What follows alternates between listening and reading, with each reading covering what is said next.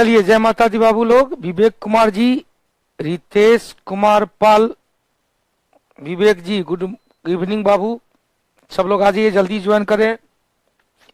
जय माता दी बाबू। कहिएगा गुरु जी अभी तो आप छोड़े हैं, अभी कैसे रह गए? हम यहीं पर रह गए थे।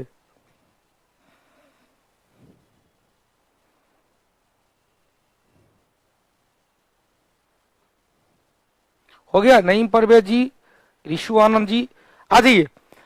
कल हम लोग चर्चा किए थे सिक्का के बारे में। सिक्का के बारे में चर्चा किए थे, एक बार रिवीजन कर लेते हैं। सिक्का के बारे में एक बार रिवीजन कर लेते हैं, फिर आगे चर्चा करेंगे। ऋषु, विवेक, नईम परवेज जी, रंजन जी, विद्यासागर जी। तो सिक्का का अध्ययन मुद्रा शास्त्र या न्यूमेस्टिमेटिक्स में किया गया।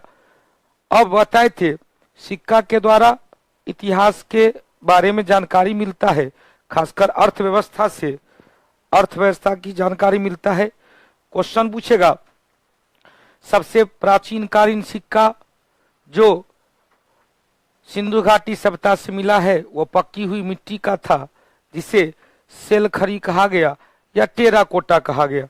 सेलखरी या टेराकोटा कहा गया। उसके बाद हम लोग फिर चर्चा किए थे कि सिंधु घाटी सभ्यता के बाद वैदिक काल में निष्क की चर्चा मिलती है। हालांकि निष्क के बारे में विद्वानों के बीच विवाद है। कुछ विद्वान कहता है कि यह सोना का आभूषण था, कुछ कहता है सिक्का था, लेकिन अधिकांश विद्वानों का मानना है कि यह सोना का आभूषण था। सोना का क्या था बाबू? आभूषण था। देख भैया, अब देखो क्वेश्चन पूछेगा कि वैदिक काल के बाद जब महाजनपद काल आया, जिसे दूसरे नगरीकरण का काल कहा जाता है, दूसरे नगरीकरण का काल में आहत सिक्का, जिसे पंचमार्क सिक्का कहा गया, इसका प्रचलन हुआ, जो मौर्य काल तक चलता रहा। आहत सिक्का के बारे में कहा जाता है यह लेख विहीन सिक्का था या चित्र विहीन सिक्का था, जो एक मिश्रित सिक्का था, जिसमें चांदी 99%, 1% तांबा था। मौर्य काल तक चलता रहा। मौर्य काल के बाद जब मौर्योत्तर काल आया, इंडो ग्रीक शासक आया, तो अपने साथ डेमेट्रियस ने एक नया सिक्का चलाया जो सोना का बना हुआ था, लेख युक्त एवं चित्र युक्त सिक्का। लेख युक्त एवं चित्र युक्त सिक्का। तो लेख युक्त और चित्र युक्त सिक्का इंडो ग्रीक शासक के द्वारा। इसमें जो लेख लिखा गया था, खरोष्टी लिपि में लेख लिखा गया था।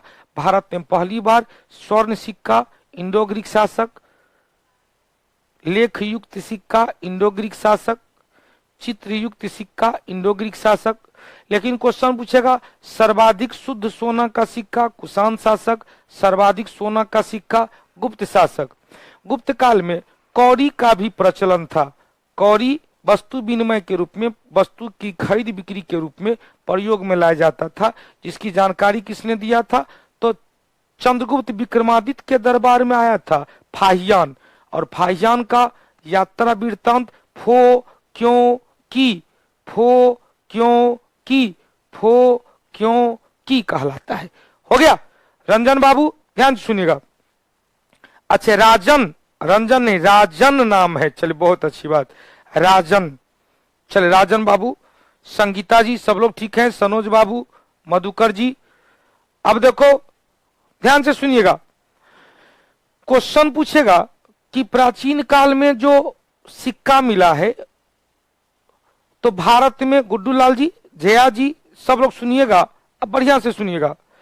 भारत में पहली बार चांदी का मुद्रा कौन जारी किया?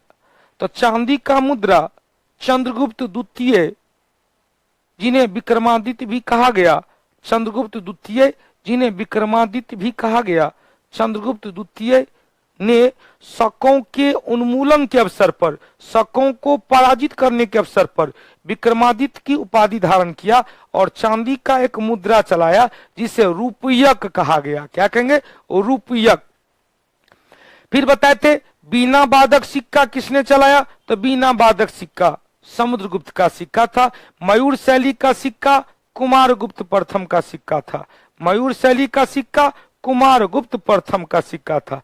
फिर क्वेश्चन पूछेगा कि मयूर शैली का सिक्का कुमारगुप्त प्रथम। फिर बताए थे गुप्त काल में अर्थव्यवस्था काफी दयनीय हो गई थी, अतः वस्तु के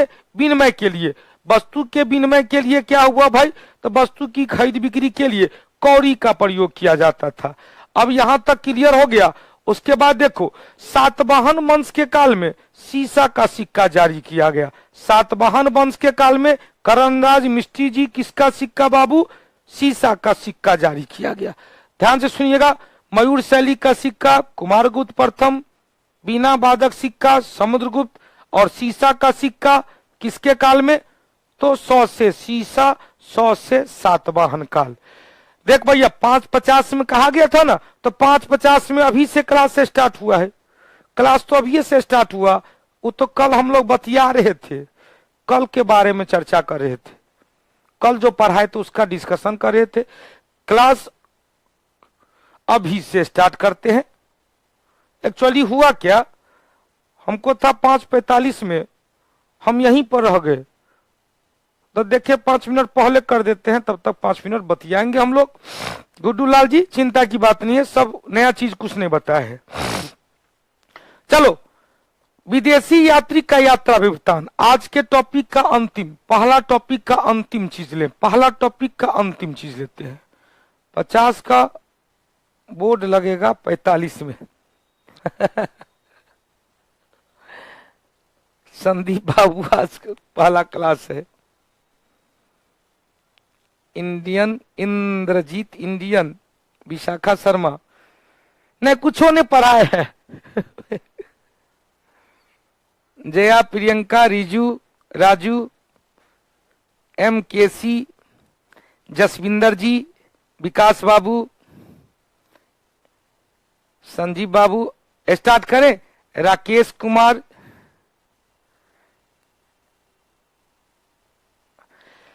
चले कल हम लोग सिक्का तक की चर्चा कर लिए थे, आज हम लोग जरा सा विदेशी यात्री का यात्रा वृत्तांत देखते हैं।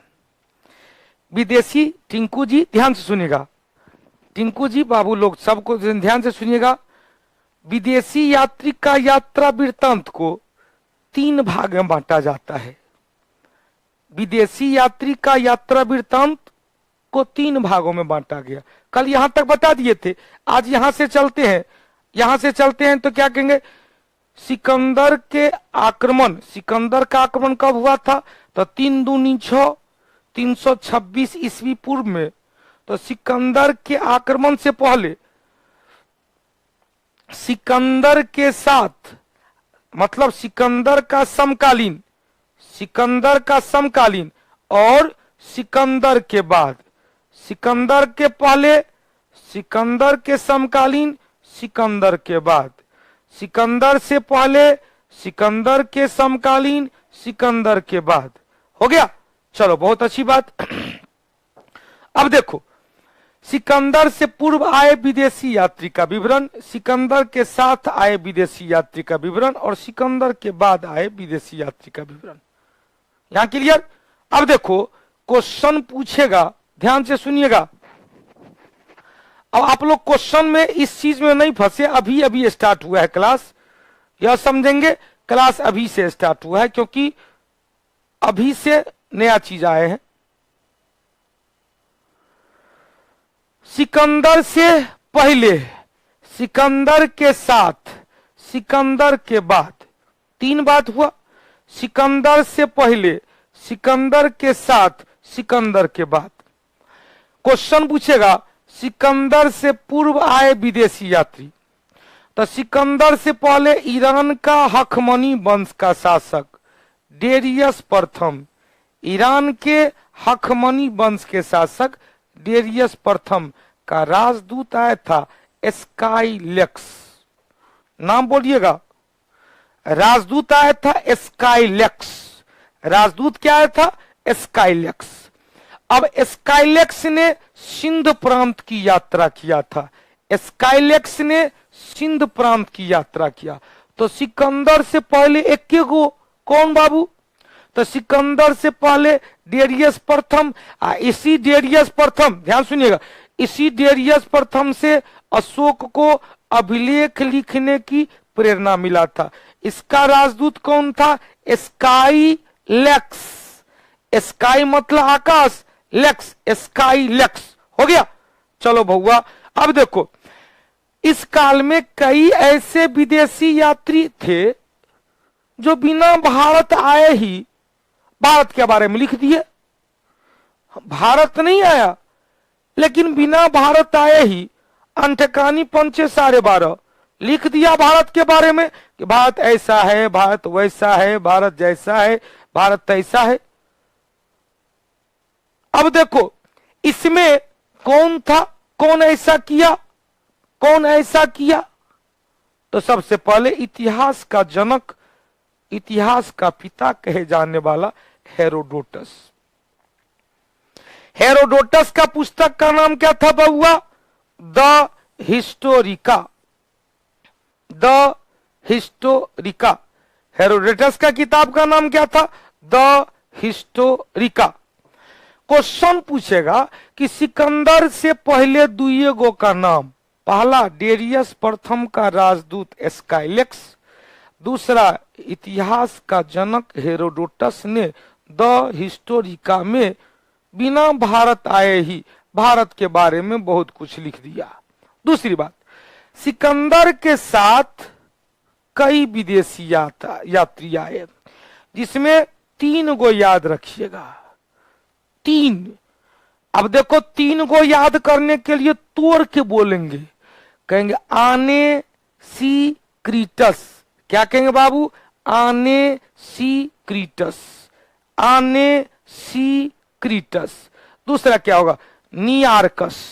नियार्कस। और तीसरा क्या होगा? एरिस्टोबुलास। फिर से बोलिएगा, पहला क्या होगा? आने सी क्रीटस। आने सी क्रीटस। दूसरा क्या होगा भाई? आने सी क्रीटस।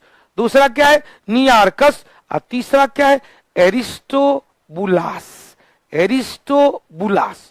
अब देखो ये तीनों के द्वारा अपनी रचना में भारत के वर्णन किया है। अब देखो भैया ध्यान से सुनिएगा, अब देखो क्वेश्चन पूछेगा, क्वेश्चन पूछेगा कि सिकंदर के बाद कई विदेशी यात्री आया। सिकंदर के बाद, ध्यान से सुनिएगा, सिकंदर कहां का शासक था? यूनान प्रांत के मैसेडोनिया का शासक था। सिकंदर का आक्रमण कब हुआ? 3 दूनी 6, 326 ईस्वी पूर्व में। जिस समय सिकंदर का आक्रमण हुआ उस समय मगध क्षेत्र का शासक, नंद वंश का शासक धनानंद था। सिकंदर की सेना व्यास नदी को पार करने से मना कर दिया। सिकंदर, सब चर्चा करेंगे। सिकंदर अपनी सेना की बात को मानते हुए अपनी सेना को 2 टुकड़ी में बांटा। जल सेना को इसी नियार्कस के नेतृत्व में भेजा वापस, और स्थल सेना को अपने ही नेतृत्व में वापस चलने को कहा। अफ्रीका के बेबीलोन में 323 ईस्वी पूर्व में, 323 ईस्वी पूर्व में बेबीलोन में सिकंदर की मृत्यु हो गई। सिकंदर का घोरवा था बुके फराल। बुके फराल घोरवा की भी मृत्यु हो गया। सैनिकों के द्वारा सिकंदर और घोरवा बुके फराल को बेबीलोन में ही दफना कर सब कोई अपने साथ चल गया। हो गया, चले बहुत अच्छी बात है। सिकंदर कहाँ का था भाई, उसके बारे में थोड़ा परिचय दे दे, एकदम बताएंगे। वो कहानी है सिकंदर के बारे में। सिकंदर मैसिडोनिया का शासक था। विश्व विजय की परंपरा से वह मैसिडोनिया को जीतते हुए, अफ्रीका को जीतते हुए वह भारतीय क्षेत्र को जीतने का प्रयास किया। सबसे पहले सिंध अभियान किया, उसके बाद उसके सिंध के बाद पंजाब सिंध को जीतने के बाद पोरस को अभियान किया, उसको जीतने के बाद वह मगध क्षेत्र पर आने का प्रयास किया, लेकिन यहां से जो व्यास नदी था उसको पार करने से मना कर दिया और सिकंदर अपनी सेना की बात को मानते हुए पीछे लौट गया। अब देखो ध्यान से सुनिएगा, अब देखो ऐसा कहा जाता है बिच्छू काटा था, इससे सुने, जो भी काटा था हटाओ ना, मारो ना गोली। 323 ईस्वी पूर्व में बेबीलोन में मृत्यु हो गया। सिकंदर और घोरवा की भी मृत्यु हो गया।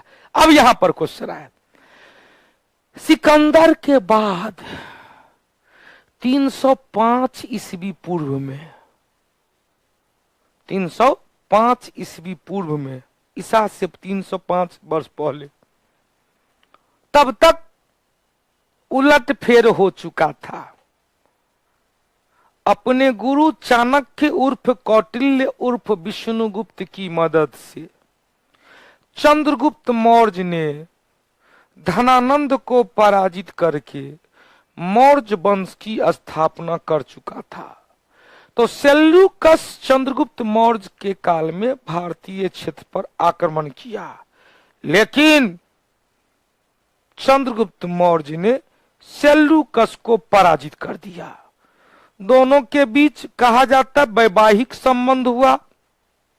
सेल्यूकस ने अपनी बेटी का विवाह चंद्रगुप्त मौर्य से कर दिया और मकरान, हेरात और काबुल का क्षेत्र गिफ्ट में दे दिया दहेज के रूप में। साथ में एगो दार्शनिक मेगास्थनीज को भी चंद्रगुप्त मौर्य के हवाले कर दिया। वही मेगास्थनीज की रचना है इंडिका। तो क्वेश्चन पूछेगा सिकंदर के बाद सबसे पहला कौन? मेगास्थनीज, जो किसका राजदूत था? सेल्यूकस का। किसके काल में आया था? मौर्य वंश के शासक चंद्रगुप्त मौर्य के दरबार में आया था। मौर्य वंश के शासक चंद्रगुप्त मौर्य के दरबार में आया था। इनकी रचना क्या है? इंडिका। हम लोग विकास जी पहले ही चर्चा कर चुके हैं कि इंडिका में मौर्य कालीन प्रशासन, शहरी प्रशासन, समाज 7 भाग में बैठा हुआ था, जिसमें दास प्रथा का प्रचलन नहीं था। ये सब ऑलरेडी चर्चा कर दिए हैं। हो गया। चलो भैया, आप देखो क्वेश्चन पूछेगा इंडिका से मौर्य कालीन शहरी प्रशासन के साथ साथ समाज के बारे में मिलता जानकारी। अब क्वेश्चन पूछेगा कि मेगास्थनीज ने कहा, ध्यान से सुनिएगा, मेगास्थनीज ने कहा है कि भैया यहाँ जो चींटी है, चींटी फॉर्मिक एसिड के कारण लहरता है, चींटी श्रम विभाजन का कार्य करता है, चींटी एक सामाजिक प्राणी है, चींटी का अध्ययन मेरमेकोलॉजी के तहत किया जाता है, चींटी का अध्ययन मेरमेकोलॉजी के तहत किया जाता है, चींटी का डंक फॉर्मिक एसिड के कारण लहरता है, चींटी सामाजिक प्राणी है जो श्रम विभाजन का काम करता है। तो इन्होंने कहा, देख भैया, इन्होंने कहा कि भैया देखो भारत में जो चींटी है यह सोना का संग्रह करती है, सोना इकट्ठा करती है। किसने कहा? मेगास्थनीज ने। मेगास्थनीज ने क्या कहा? सोना इकट्ठा करती है। मेगास्थनीज भारतीय हाथी से काफी प्रभावित था। हस्ती सेना काफी मजबूत थी मगध क्षेत्र में। अब देखो भैया, मेगास्थनीज ने पाटलिपुत्र को पालीब्रोथा कहा। अब देख भैया, क्वेश्चन पूछेगा, सब लोग पर ध्यान दे रहे हैं। चींटी पर मूवी है एंटमैन, चलो हटाओ ना, मूवी है एंटमैन। अब एगो बउआ क्वेश्चन पूछ रहा, आप लोग से क्वेश्चन है कि सेल्यूकस की बेटिया का क्या नाम था? बेटी का पुत्री का क्या नाम था जिसका विवाह चंद्रगुप्त मौर्य से हुआ? सेल्यूकस की पुत्री का क्या नाम था जिसका विवाह चंद्रगुप्त मौर्य से हुआ? जल्दी से बताएंगे। ऑप्शन दे रहे हैं, हेलन, दूसरा रेक्सोना, तीसरा जूलियानी, चौथा इनमें से कोई नहीं। जल्दी से बताएंगे।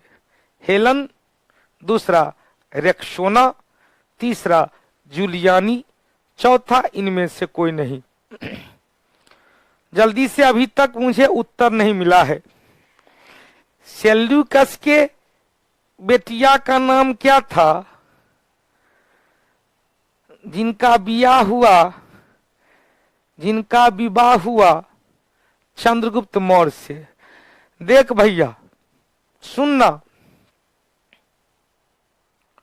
सिकंदर की पत्नी का नाम था रेक्सोना।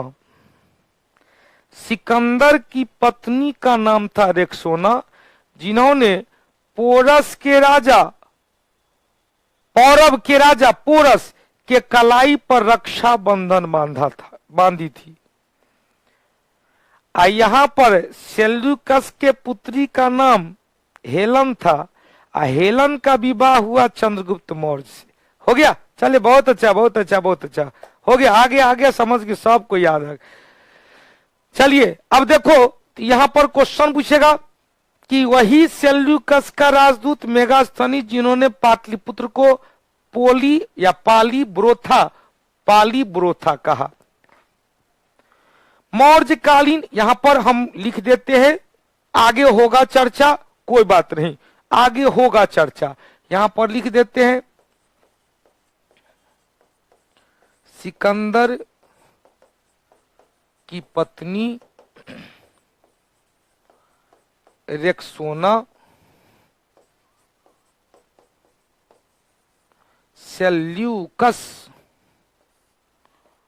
सेल्यूकस की पुत्री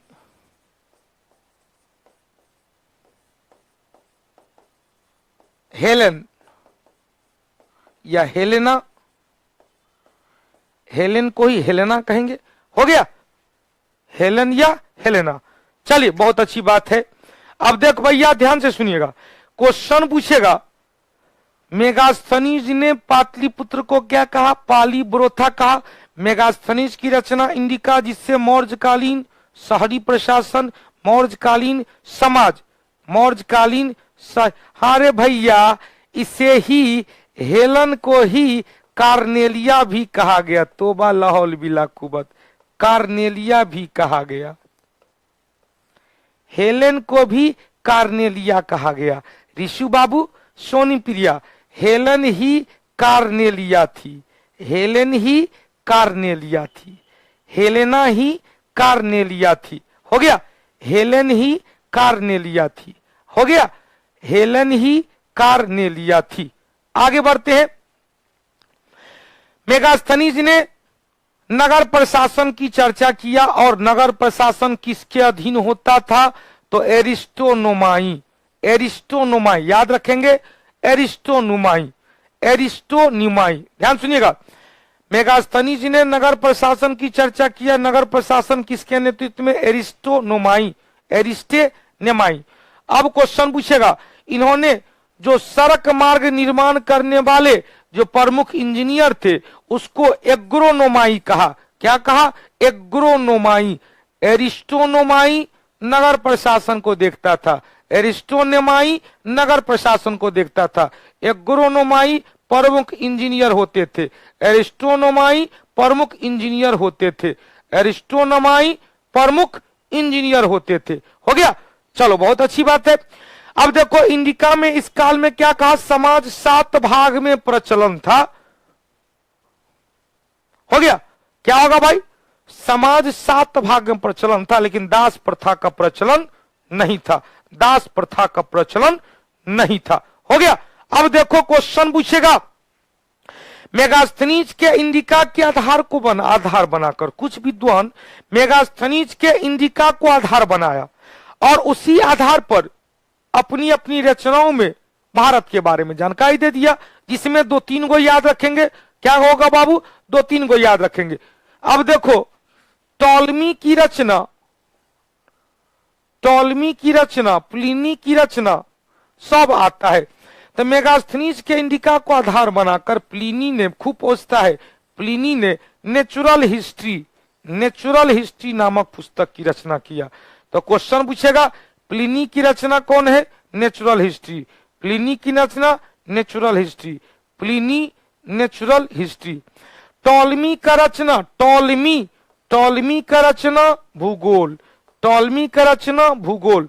एस्ट्रेबो का रचना ज्योग्राफी, एस्ट्रेबो का रचना ज्योग्राफी, एस्ट्रेबो का रचना ज्योग्राफी, एस्ट्रेबो का रचना ज्योग्राफी। हो गया, एग्रोनोमाई। हो गया आगे, एग्रोनोमाई, एरिस्टोनोमाई, एग्रोनोमाई। एरिस्टोनोमाई नगर प्रशासन, एग्रोनोमाई इंजीनियर, मेगास्थनीज ने समाज को 7 वर्ग में बांटा, जिसमें कहा दास प्रथा का प्रचलन नहीं था।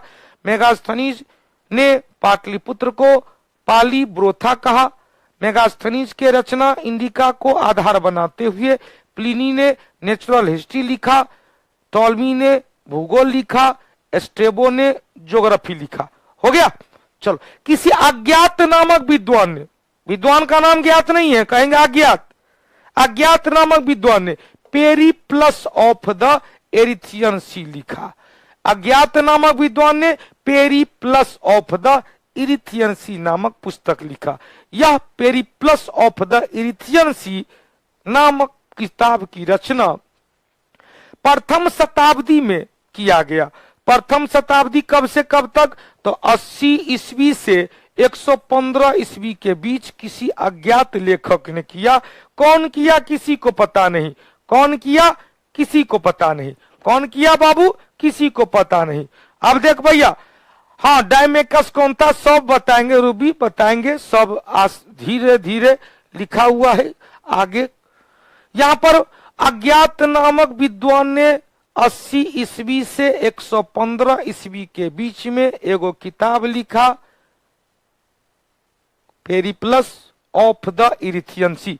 Periplus of the Erythraean Sea, जिसमें लाल सागर, फारस की खाड़ी, हिंद महासागर में होने वाले, लाल सागर, फारस की खाड़ी, हिंद महासागर में होने वाले रोमन व्यापार और रोमन व्यापार की चर्चा किया। क्वेश्चन पूछेगा, ध्यान से सुनिएगा, ज्योग्राफी में चर्चा करते हैं। लाल सागर से हिंद महासागर की ओर आना है तो कौन सा जल संधि को क्रॉस करके आना पड़ेगा? तो कहेंगे बाब अल मंडेल, जिसे आंसुओं का द्वार कहा जाता है। यह लाल सागर और अदन की खाड़ी को जोड़ता है। फारस की खाड़ी से हिंद महासागर में आना है तो हारमुज जल संधि को क्रॉस करके आना पड़ेगा। यह हारमुज जल संधि फारस की खाड़ी और ओमान की खाड़ी को जोड़ता है। तो फारस की खाड़ी, लाल सागर, हिंद महासागर में जो रोमन व्यापार होता था उसके बारे में चर्चा पेरिप्लस ऑफ द इरिथियन सी में किया गया है, जिसके लेखक के बारे में कहा जाता अज्ञात थे। लेखक अज्ञात। हो गया। चलो भैया, अब देखो, हाँ ज्योग्राफी और भूगोल दोनों सेम है, लेकिन लिखा गया नाम अलग। भूगोल आएगा टॉलमी, भूगोल आएगा टॉलमी, ज्योग्राफी आएगा एस्ट्रेबो। भूगोल आएगा टॉलमी, ज्योग्राफी आएगा एस्ट्रेबो। अब देखो भैया, ध्यान से सुनिएगा, क्वेश्चन पूछेगा कि मेगास्थनीज के बाद जो दूसरा विदेशी आया था वो था डायमेकस, जो किसके? मेगास्थनीज आया था चंद्रगुप्त मौर्य के दरबार में। मेगास्थनीज आया था चंद्रगुप्त मौर्य के दरबार में, जबकि चंद्रगुप्त मौर्य का बेटवा था बिंदुसार। चंद्रगुप्त मौर्य का बेटा कौन था? बिंदुसार। बिंदुसार के दरबार में डायमेकस आया था। बिंदुसार के दरबार में कौन आया था? डायमेकस आया था, जो सीरिया मध्य एशिया का क्षेत्र था। सीरिया एवं सीरिया के शासक एंटियोकस का राजदूत था। सीरिया के शासक एंटियोकस का राजदूत, सीरिया के शासक एंटियोकस का राजदूत था। किसके दरबार में आया था? डायमेकस किसके दरबार में? बिंदुसार के दरबार में। डायमेकस किसके दरबार में? बिंदुसार के दरबार में। किसका राजदूत था? सीरिया के शासक। सीरिया के शासक, सीरिया के शासक कौन था भाई? एंटियोकस। Antiochus, Antiochus. अब देखो, हमने कहा था, याद करेंगे, जब जैन धर्म चर्चा कर रहे थे, बताए थे कि चंद्रगुप्त मौर्य, जैन आचार्य भद्रबाहु के प्रभाव में जैन धर्म को अपनाया। चंद्रगुप्त मौर्य के समय मगध क्षेत्र में 12 वर्ष का अकाल हुआ। चंद्रगुप्त मौर्य ने अपने गुरु भद्रबाहु के साथ दक्षिण चला गया। जाने से पहले अपना राजगद्दी, अपना बेटवा, राजगद्दी अपना बेटवा बिंदुसार को सौंप दिया। बिंदुसार के दरबार में सीरिया के शासक एंटियोकस प्रथम का राजदूत डायमेकस आया था। बिंदुसार के जीवन काल के अंतिम समय में तक्षशिला में विद्रोह हुआ। तक्षशिला के विद्रोह को दबाया कौन? अशोक जिस समय तक्षशिला के विद्रोह को दबाया, कुछ दिन के बाद पता चला पिता की मृत्यु हो गई। बाद में वहां से आया और कहा जाता है अपने गुरु खल्लाटक के मदद से राजगद्दी को प्राप्त किया। खल्लाटक के मदद से राजगद्दी को प्राप्त किया। फिर क्वेश्चन पूछेगा, खल्लाटक के मदद से राजगद्दी को प्राप्त किया। क्वेश्चन पूछेगा, जिस तरह से चंद्रगुप्त मौर्य ने अपने गुरु चाणक्य की मदद से राजगद्दी प्राप्त किया, उसी तरह से अशोक ने किसके मदद से राजगद्दी प्राप्त किया? तो खल्लाटक। अब देखो डायमेकस कहां का था? तो सीरिया के शासक एंटियोकस का राजदूत था, जो किसके दरबार में आया था? बिंदुसार के दरबार में आया था। फिर क्वेश्चन पूछेगा, अशोक के दरबार में मिस्र के शासक टॉलमी फिलाडेल्फस, मिस्र के शासक टॉलमी फिलाडेल्फस ने डायोनिसस नामक राजदूत भेजा था। हालांकि यह डायोनिसस बिंदुसार के दरबार में भी आया था, लेकिन बिंदुसार के दरबार में कम समय व्यतीत किया, ज्यादा समय किसके भी समय में व्यतीत किया? अशोक के समय में। अतः इसका नाम अशोक से जुड़ जाता है। मिस्र के शासक टॉलमी फिलाडेल्फस, मिस्र के शासक टॉलमी फिलाडेल्फस ने अशोक के दरबार में डायोनिसस भेजा। अशोक के दरबार में डायोनिसस भेजा। खल्लाटक कौन था? तो अशोक के गुरु थे। अशोक के गुरु कौन? जसवंतर जी। अशोक के गुरु कौन? अशोक का गरनार भी था। कहां का था? अशोक गरनार भी। क्या आपका जसविंदर जी, आपका क्वेश्चन मैंने नहीं समझ पाया। अब देखो, मौर्य काल के बाद जो विदेशी यात्री का क्रम आया, वह इंडो ग्रीक शासक, हिंद यवन शासक का राजदूत था हेलियोडोरस। अब यह जो हेलियोडोरस था, वह शुंग वंश के शासक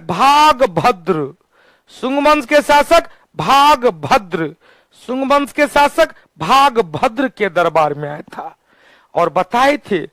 इसी हेलियोडोरस का मध्य प्रदेश के विदिशा का वेशनगर का गरुड़ ध्वज अभिलेख मिला है, जिससे प्रमाणित होता है कि हेलियोडोरस भारतीय भागवत धर्म को अपनाया था।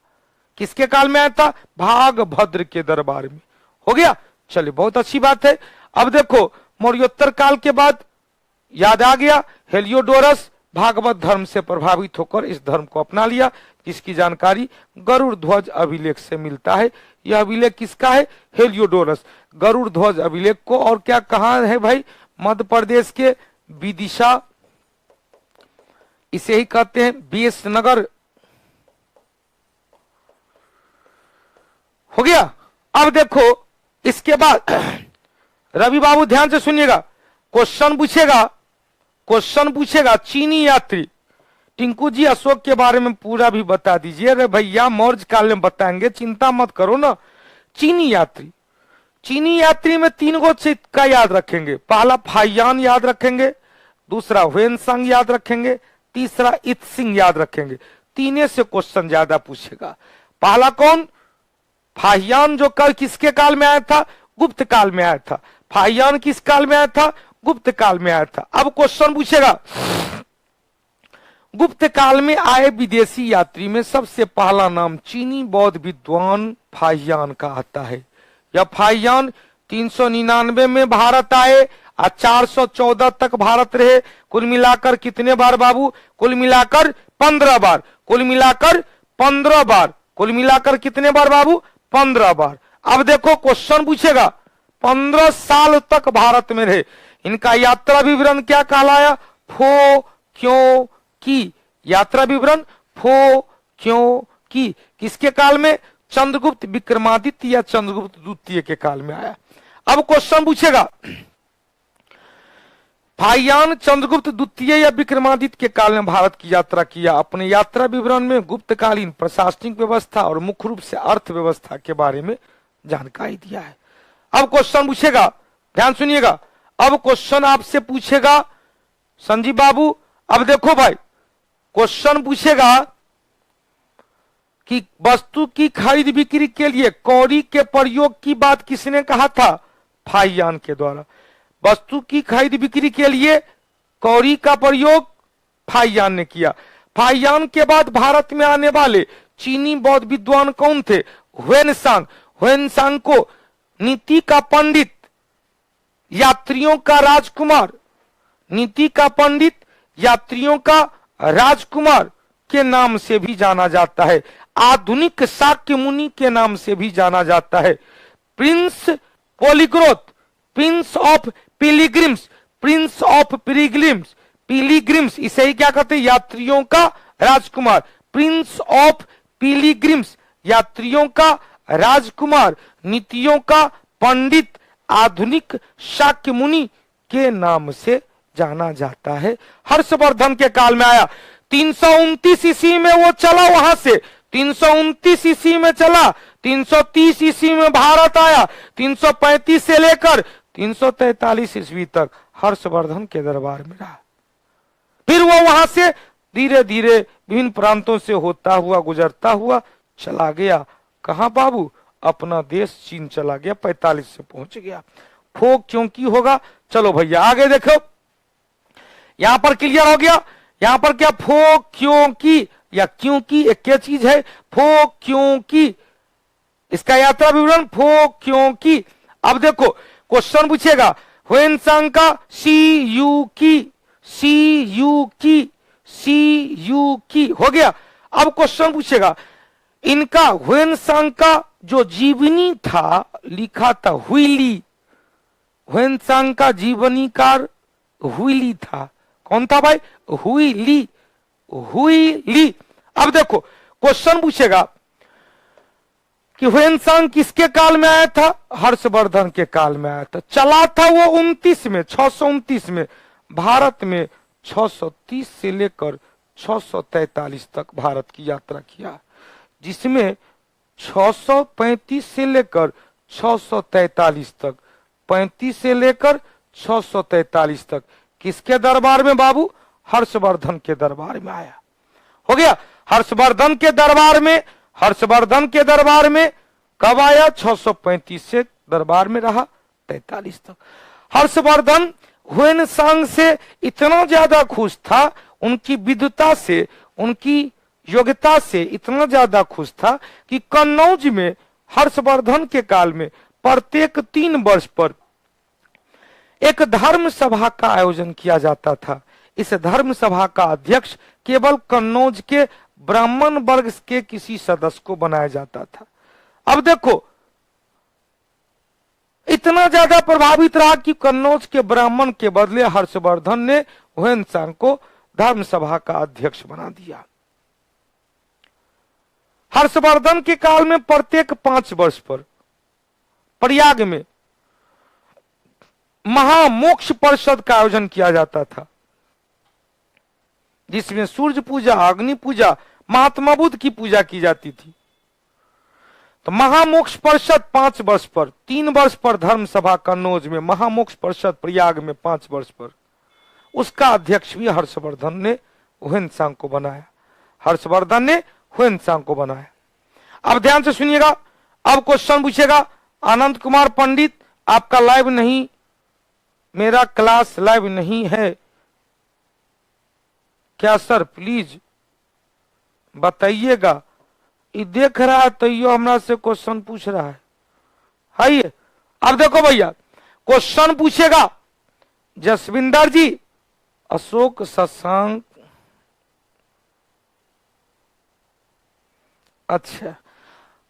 अच्छा क्वेश्चन। अशोक शासक बनने से पहले कहां का गवर्नर था? तक्षशिला का। एक लाइन में याद रखें, तक्षशिला का। शासक बनने से पहले तक्षशिला का गवर्नर था, क्योंकि तक्षशिला का प्रभारी बनाकर सुसीम के बारे में कहा जाता है सुसीम विद्रोह को दबाने में असफल रहा तो अशोक को भेजा गया। अशोक ने तक्षशिला के विद्रोह को आसानी से दबा दिया। हो गया। 329 का 629 में चला, 630 में भारत पहुंचा, 635 में हर्षवर्धन के दरबार में, 635 में हर्षवर्धन के दरबार में, 643 तक हर्षवर्धन के काल में, फिर आगे आएगा, फिर अगला चला, फिर क्वेश्चन पूछेगा हर्षवर्धन इनके योग्यता से बहुत ज्यादा खुश था, इनके योग्यता से इतना ज्यादा खुश था, इतने योग्यता से इतना ज्यादा खुश था कि वो कन्नौज में जो प्रत्येक 3 साल पर धर्म सभा का आयोजन किया जाता था, जिसका अध्यक्ष कन्नौज के ब्राह्मण को बनाया जाता था, अध्यक्ष बना दिया। प्रत्येक 5 वर्ष पर प्रयाग में महामोक्ष परिषद का आयोजन किया जाता था, अध्यक्ष बना दिया। अब देखो क्वेश्चन पूछेगा ह्वेनसांग को क्या क्या कहते हैं? यात्रियों का राजकुमार कहा जाता है, आधुनिक शाक्य मुनि कहा जाता है, Prince of pilgrims, prince of पिलिग्रिम्स कहा जाता है, एवं नीतियों का पंडित कहा जाता है। 4 गो, यात्रियों का राजकुमार, प्रिंस ऑफ पिलिग्रिम्स, आधुनिक शाक्य मुनि, नीतियों का पंडित कहा जाता है। हो गया, चलो आगे बढ़ते हैं भाई, बढ़ते चलेंगे, आज इस टॉपिक को क्लियर करेंगे। ह्वेनसांग का जीवनीकार कौन था भाई? हुइली। ह्वेनसांग का जीवनी लिखा था, उनके मित्र थे। हर्षकालीन राजनीतिक जीवन के साथ साथ रीति रिवाज, समाज में आने वाले परिवर्तन की भी हुइली ने जानकारी दिया। उसके बाद 7वीं शताब्दी में, ह्वेनसांग के बाद 7वीं शताब्दी में कौन आया था भाई? इत्सिंग आया था। नालंदा विश्वविद्यालय और विक्रमशिला विश्वविद्यालय, नालंदा विश्वविद्यालय की स्थापना किसने किया? कुमारगुप्त प्रथम ने। अब विक्रमशिला विद्यालय की स्थापना धर्मपाल के द्वारा किया गया। अब देखो क्वेश्चन पूछता है चोल वंश के काल में कौन आया था भाई? चाऊ-जू-कुआ, चाऊ-जू-कुआ किसके काल में? चोल वंश के काल में बौद्ध विद्वान आया था। सभी ने भारत के संदर्भ में अपने अपने यात्रा विवरण में जानकारी दिया। चीनी के बाद कौन आया भाई? अरबी यात्री। अब देखो आप लोग क्या मजाक कर रहे हो, आज पता नहीं बड़ी बड़ी उठपटा चीज से पूछ रहा है। 630 से 635 तक कहां रहा? तोरे घर में रहा, भ्रमण करता रहा, पूरे भारत में घूमता रहा, जगह जगह। 635 में हर्षवर्धन के दरबार में पहुंचा। 30 से लेकर 35 तक इधर उधर घूमता रहा। कभी कौटिल्या जीएस में नाम लिखाया, पढ़ लिया, कभी टारगेट बैच पढ़ लिया, कभी फाउंडेशन बैच पढ़ लिया, कभी एक्सप्रेस की सवारी कर लिया, और अंत में जाकर 635 में वो हर्षवर्धन के दरबार में कन्नौज पहुंचा। हो गया। अब देखो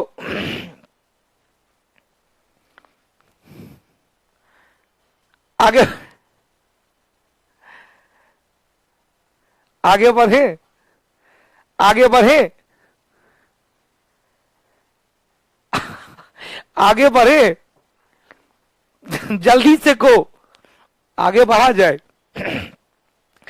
देखो इसीलिए इतिहास लेंदी होता है, क्योंकि इतिहास में इतना सीरियल है। इतिहास से चंद्रगुप्त सीरियल, चंद्रकांता सीरियल,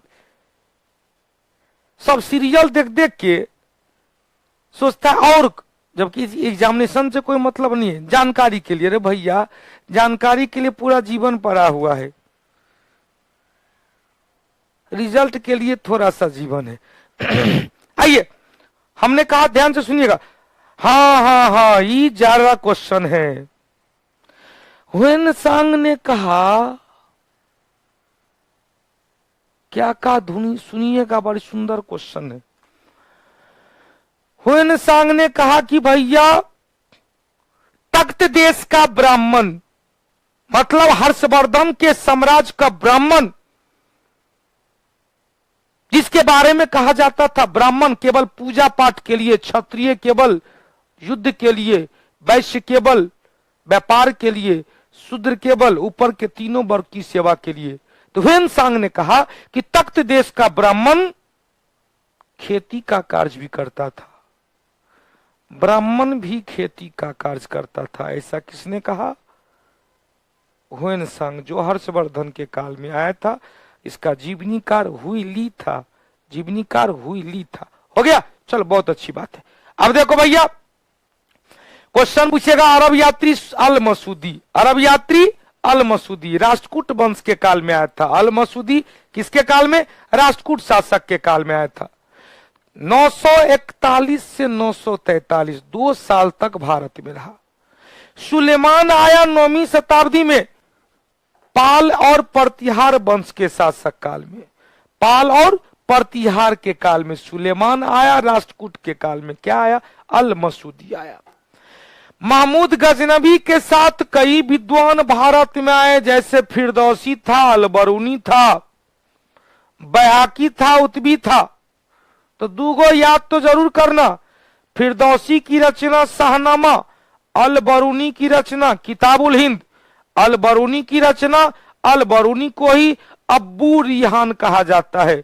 अलबरूनी की रचना किताबुल हिंद, जिसे तहकीकात ए हिंद कहा जाता है। अलबरूनी ने भारतीय वेद, उपनिषद, पुराण को पढ़ने के लिए, समझने के लिए भारतीय संस्कृत भाषा को सीखा था।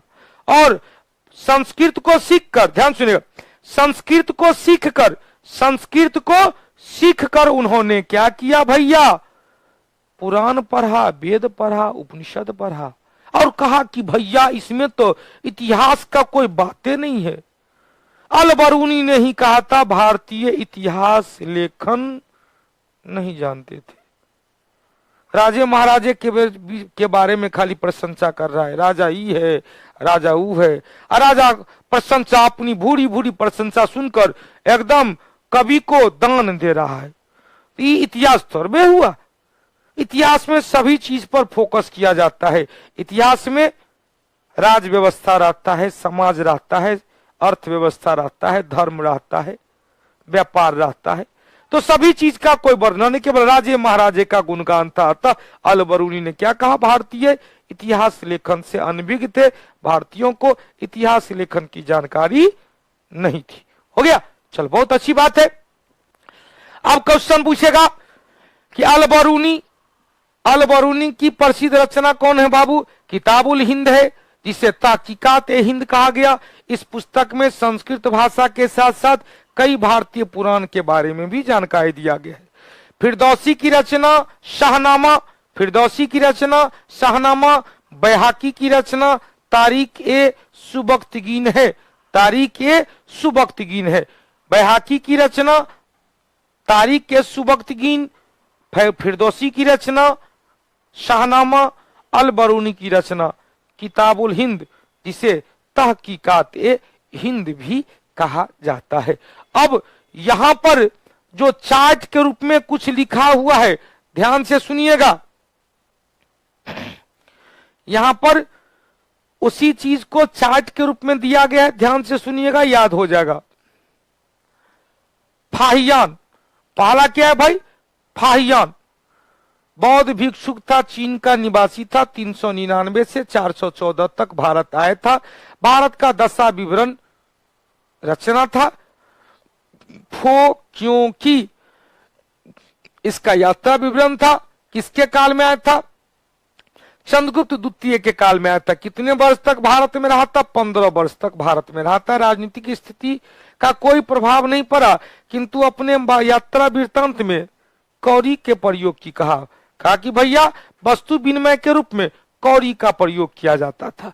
अब देखो, फाहियान ने ही मौर्यकालीन जो राजप्रसाद था, राजा का महल था, मौर्य काल में राजा का महल लकड़ी का बना होता था। जो फाहियान पाटलिपुत्र का यात्रा किया तो देखा कि रे भाई, इतना मोटका मोटका बड़का बड़का स्तंभ वाला लकड़ी का महल ये कौन कारीगर बनाया होगा? या मानव ने नहीं बनाया, या देवता के द्वारा बनाया गया है। फाहियान ने मौर्यकालीन राजमहल जो लकड़ी का बना होता था उसके बारे में कहा कि यह मानव ने नहीं बनाया, किसी देवता के द्वारा बनाया गया है। मानव ने नहीं बनाया, किसी देवता के द्वारा बनाया गया है। अब देखो, भारतीय सम्राट का नाम का उल्लेख नहीं करता है। इन्होंने गुप्त काल में वस्तु विनिमय के रूप में कौड़ी का प्रयोग किया। इन्होंने देव निर्मित मौर्य प्रसाद को, मौर्य राजमहल को देव निर्मित बताया। अब देखो, फाहियान के बाद सुंगयुन कोई महत्वपूर्ण नहीं, 512 से 513 ईस्वी तक रहा।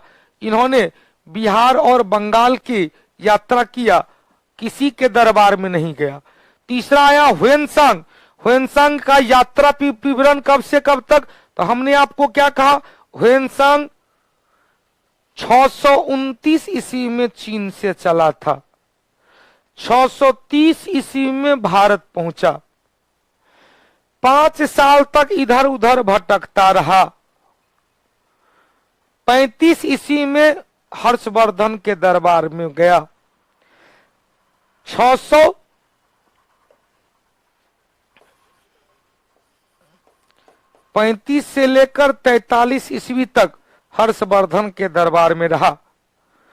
43 ईस्वी में हर्षवर्धन से विदा लेकर फिर वो अपने देश चीन के लिए रवाना हुआ। 645 में वह फिर चीन पहुंच गया। हो गया, सब क्लियर बता दिए। 629 में चला चीन से, 630 में भारत पहुंचा, 5 साल तक इधर उधर की यात्रा किया, 635 में हर्षवर्धन के दरबार में, उसके बाद 635 से 643 तक 8 साल तक हर्षवर्धन के दरबार में, 643 में हर्षवर्धन से आज्ञा लेकर वह निकल चला और कहां पहुंच गया, 45 में अपने गांव पहुंच गया। इनका यात्रा विवरण क्या था भाई, CU की यात्रा विवरण, CU की, इसका हिंदी नाम है पाश्चात्य संसार के लेखक, पाश्चात्य संसार के लेखक। ह्वेनसांग हर्षवर्धन के काल में भारत आया था, नालंदा विश्वविद्यालय में अध्ययन किया। उन्होंने कुछ समय हर्ष के दरबार में रहा। ह्वेनसांग ने हर्षवर्धन को शिलादित्य की उपाधि दिया। इन्होंने हर्षवर्धन को क्या कहा, शिलादित्य कहा। उसने दक्षिण भारत को छोड़कर लगभग उत्तर भारत के सभी राज्य को भ्रमण किया। इन्हें क्या क्या कहा गया, यात्रियों का राजकुमार, शाक्य मुनि, नीति का पंडित, प्रिंस ऑफ पेलीग्रिम्स के बारे में यह उपाधि मिला। इनका यात्रा विवरण कौन लिखा भाई, हुइली, जो उनका मित्र था, ह्वेनसांग के काल ही ह्वेनसांग के साथ ही आया था। उसके बाद बताए इत्सिंग कब बताए थे, तो 673 से 675 7वीं शताब्दी में। किसके काल में भाई, तो किसी खास विद्वान के काल में नहीं, कहेंगे भाई राष्ट्रकूट वंश के काल में भी नहीं, आया था ऐसे ही घूमने फिरने के लिए, बौद्ध भिक्षुक था, बौद्ध भिक्षुक के रूप में घूमने फिरने के लिए आया। चीनी बौद्ध यात्री नालंदा विश्वविद्यालय में अध्ययन किया। इसके बारे में कहा जाता है त्रिपिटक की 400 प्रतियां अपने साथ ले गया। किसने, इत्सिंग ने। इनके यात्रा वृत्तांत से भारतीय समाज की धार्मिक एवं आर्थिक दशा पर प्रकाश पड़ता है। नालंदा विश्वविद्यालय और विक्रमशिला विश्वविद्यालय में इन्होंने भी शिक्षण किया।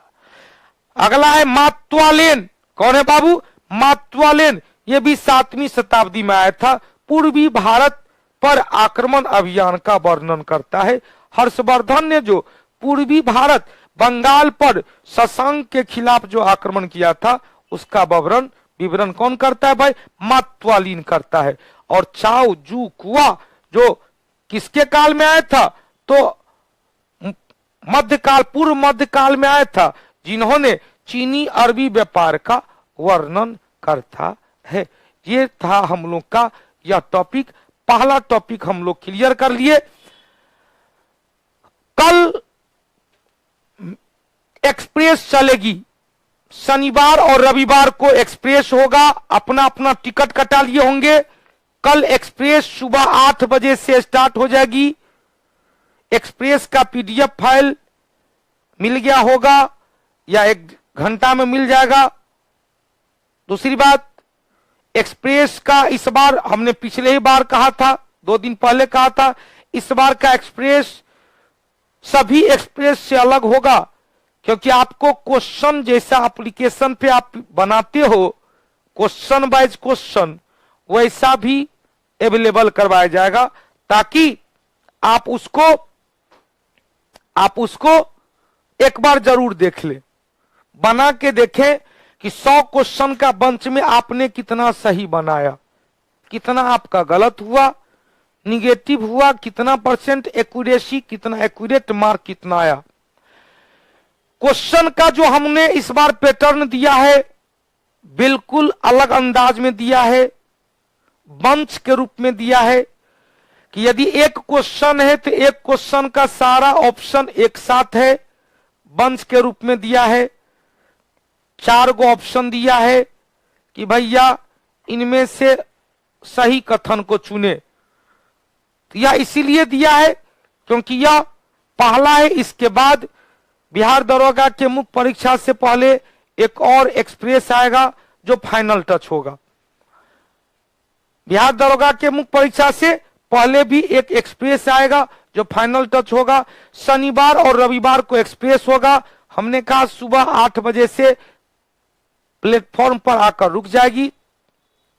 जितने यात्री को चढ़ना है एक्सप्रेस पर चढ़ेंगे और ड्राइवर बाबू प्रदीप कुमार 2 घंटा तक लगातार चलाएंगे। उसके बाद किसी स्टेशन पे जाके होल्ट लेंगे, आधे घंटे का ब्रेक होगा, फिर अगला 2 घंटा तक क्लास चलेगा। फिर लंच ब्रेक होगा, घूमने भ्रमण के लिए इधर उधर होगा। फिर शाम के 4:30 से 6:30, फिर आधा घंटे का ब्रेक होगा 7 से 9, और संडे को फिर 8 से 10, 10:30 से 12:30 तक, कुल मिलाकर 12 घंटे का मिनिमम क्लास होगा। क्लियर? तो और यह जो 51 रुपया वाला बात था यह आज 12 बजे तक है। 12 बजे के बाद 101 रुपया हो जाएगा। जिनको लेना है ले लीजिएगा। और जितने भी ऑफर दिया गया है वो सारे ऑफर जो एनटीपीसी का था, फाउंडेशन बैच का था, टारगेट बैच का था, आज 12 बजे समाप्त हो जाएगा। तो हम लोग फिर मिलते हैं। टेस्ट का टाइम बिहार स्पेशल के लिए जो अभी आपको लगता है सबसे बढ़िया, तो मैं समझता हूं इम्तियाज सर का बिहार स्पेशल, बिहार एक परिचय, बिहार बीपीएससी के लिए इम्तियाज सर का एक और है, एक इलाहाबाद पब्लिकेशन से आता है बीबास पेनोरमा। इलाहाबाद पब्लिकेशन से आता है बीबास पेनोरमा। मेरे नजर में वो अभी बुक बहुत अच्छी है, अच्छा क्वेश्चन है, अच्छा कलेक्शन है, बीपीएससी लाइक क्वेश्चन है उसमें। तो हालांकि पेमेंट नहीं हो रहा है, करते रहेंगे। ऑफर दिया गया है तो लोड बहुत ज्यादा होगा, दिक्कत होगा तो 94 वाला नंबर चल रहा होगा, उस पर आप बात कर लेंगे, कोई नंबर पे बात कर लेंगे। और फिर टेस्ट सीरीज विद डिस्कशन में हम लोग मिलते हैं। हालांकि आज 15 मिनट पहले ही आ गए, कोई बात नहीं। तो आज 7:40 तक स्टार्ट हो जाएगा, देखते रहिएगा शेड्यूल। 7:40 के बाद कभी भी टेस्ट डिस्कशन स्टार्ट हो जाएगा। कोशिश करेंगे 7:40 में हम शेड्यूल बदल दे, 7:40 में लगवा देते हैं ताकि जल्दी से स्टार्ट होगा। मुझे भी क्वेश्चन अभी तक हाथ में नहीं आया है, हमने तो दे दिया, ओरिजिनल क्वेश्चन मेरे पास नहीं आया है। तो फिर मिलते हैं डिस्कशन के क्लास में। तब तक के लिए जय हिंद, जय भारत, जय कौटिल्य, जय बिहार, जय मिथिला। अब की बार डबल स्टार, जय कौटिल्य, जय बिहार। अब की बार रेलवे पार, जय कौटिल्य, जय बिहार। धन्यवाद। टेस्ट डिस्कशन में जरूर आना।